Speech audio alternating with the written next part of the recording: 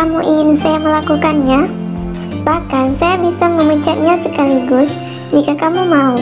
Perusahaan hanya perlu menjadikan sikap barbar madumu itu yang... Maaf Pak Surya, saya bukan istrinya lagi, jadi tidak ada istilah madu di sini. Tolong. Selaku menegaskan. Oke, saya minta maaf jika memang ucapan tadi salah. Atau begini saja, kita bahasnya sambil makan siang, bagaimana? Aku mendelik, tapi Surya nyinyir sambil memamerkan barisan giginya yang runcing dan tersusun rapi. Butuh beberapa detik hingga akhirnya aku putuskan untuk mengikuti sarannya.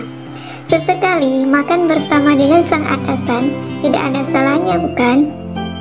Di luar perkiraan, Surya malah membawaku ke sebuah restoran, tempat yang hampir bisa dikatakan tidak pernah kukunjungi. Aku yang selalu memiliki uang pas-pasan, tentu saja ini pengalaman pertama mengunjungi tempat seperti ini. Sekuat tenaga berusaha bersikap biasa saja, meski sudah sejak tadi netraku meronta-ronta agar kuedarkan ke segala penjuru arah untuk menikmati kemewahan yang disuguhkan. Abang, masa iya aku pakai motor butut itu terus? Aku janji gak akan minta apa-apa setelah abang beliin motor NMAX sebagai hadiah ulang tahunku. Dek. Suara itu seperti tidak asing di telinga. Melihat ekspresiku yang berubah, Surya tersenyum miring.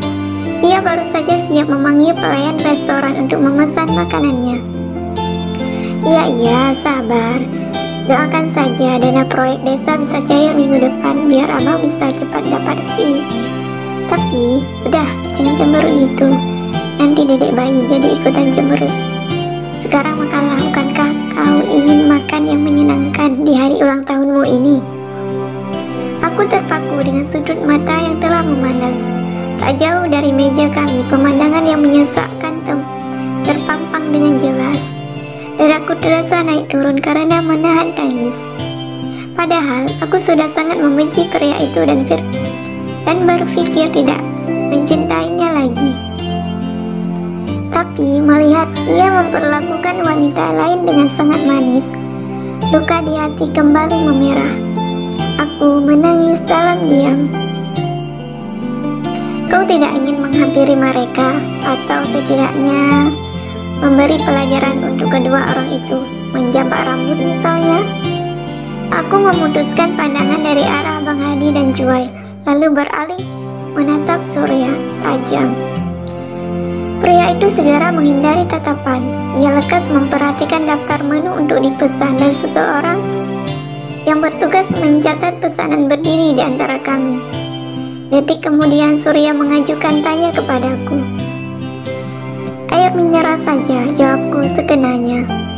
Kita mau makan siang di sini, kok cuma pesan air putih? Surya bertanya dengan heran. Lalu ia memutuskan sendiri apa yang akan kumakan. 2 porsi menu yang sama, ucapnya kemudian, lalu gadis pelayan itu berlalu pergi. Wajah kamu kenapa sih? Jangan bilang kalau kamu sedang cemburu. Dedek Surya tanpa beban. Ia melipatkan kedua tangannya di atas meja.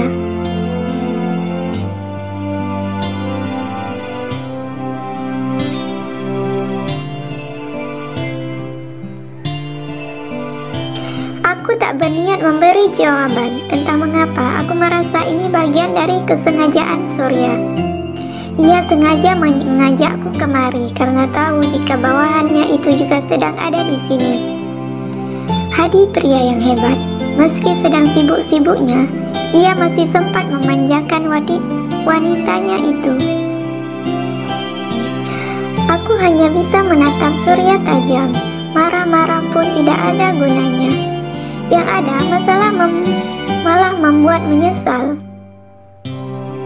dan malu saja.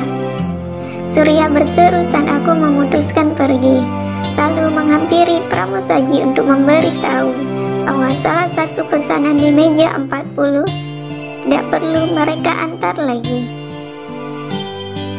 Mentari siang bersinar lantang.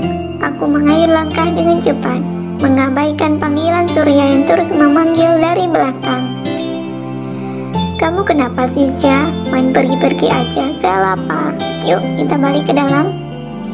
Anda yang lapar, bukan saya, berarti Anda lah yang harus balik. Aku yang hendak mengayuh langkah kembali dicekal olehnya. Mulai dari beraya di kantor sampai ke sini asik marah-marah aja. Apa kamu gak capek? Dan kamu lupa, jika niat kita makan di sini untuk ngomongin tentang pekerjaan Hadi. Malah orangnya juga ada. Pas banget kan? Surya berkata dengan enteng.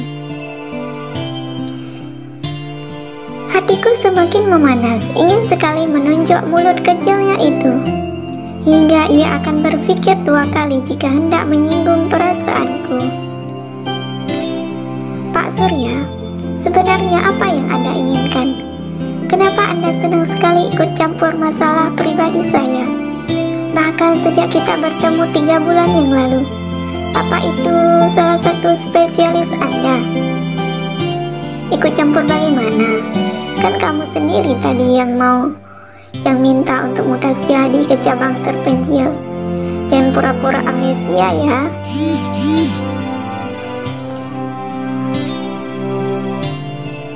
Ya sudah, daripada berdebat yang gak jelas di sini, mending kita kembali ke dalam. Makan sampai kenyang dan tenang saja. Jika kamu ingin membalas Hadi, aku bersedia menjadi pasangan settingan buat bikin pria itu mati kutu dan menyesal karena sudah menduakan wanita sekeras kepala kamu. Surya terkekeh lagi. Mungkin baginya ini adalah pembicaraan yang sangat lucu. Tak ingin hati semakin terbakar karena ulahnya, aku lantas pergi setelah menyetop ojek yang kebetulan lewat. Sebelum benar-benar menjauh, aku sempat melihat Surya memanggil sambil mengusap kepalanya kasar dengan kedua tangan. Motor yang kutumpangi melesat dengan cepat. Hampir saja kami menabrak seseorang yang hendak menyeberang jalan. Hei, awas! Seruku dengan nafas yang seakan berhenti. Namun si pria yang kutaksir usianya sekitar 25 tahunan itu tak peduli, kecepatannya tetap tak berkurang. Seketika aku menyadari ada yang salah dengan ojek yang sedang kutumpangi ini. Turun! Hardik pria itu begitu ia menghentikan motornya. Jangan tanya lagi bagaimana degup jantungku saat ini, seolah hendak meloncat keluar, saking takutnya. Pria itu bahkan langsung pergi tanpa menunggu aku mengambil ongkos. Sorotan matanya tajam dengan tampilan dingin. Bagai kilat yang menyambar, ojek itu menghilang dari pandangan mata. Aku menghela nafas panjang sambil menahan dada, lalu berjalan gontai berusaha menormalkan degup jantung. Baru beberapa langkah berjalan, tiba-tiba seseorang datang menghampiri. Sur, belum tuntas aku berucap, Surya sudah menarikku dalam dekapannya. Terjadi begitu cepat, namun aku segera menarik diri menjauh dari dada bidangnya. Ucapan maaf darinya terdengar kemudian. Nafasnya sama denganku, tersengal-sengal. Syah, gimana? Apa ada yang terluka? Apakah bekal tadi menyakitimu? Di mana yang sakit? Katakan, apa kau baik-baik saja? Aku hanya mampu mematung menatap Surya yang terus meracau dengan rentetan pertanyaan, bernada cemas sambil meneliti tubuhku. Melihat aku hanya bergeming, Surya akhirnya berhenti, lalu menatapku dengan ambigu. Untuk beberapa saat kami saling mengunci tatapan. Syukurlah, sepertinya kamu baik-baik saja, ucapnya membuatku mengerjap seketika. Memangnya apa yang terjadi? Kenapa Anda begitu mencemaskan saya? Atau ini hanya asumsi saya saja?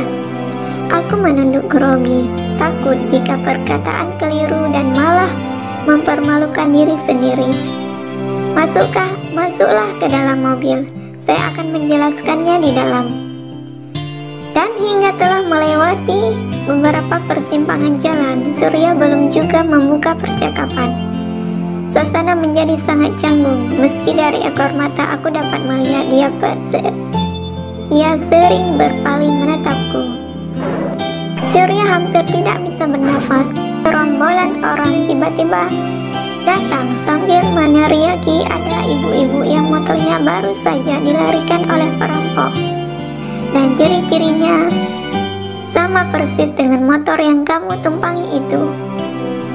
Oh, jawabku acuh, padahal rasa takut kembali menyerang ke dalam hati. Oh, Surya mengulang kata, lalu ia mangut-mangut. Sepertinya kamu memang baik-baik saja.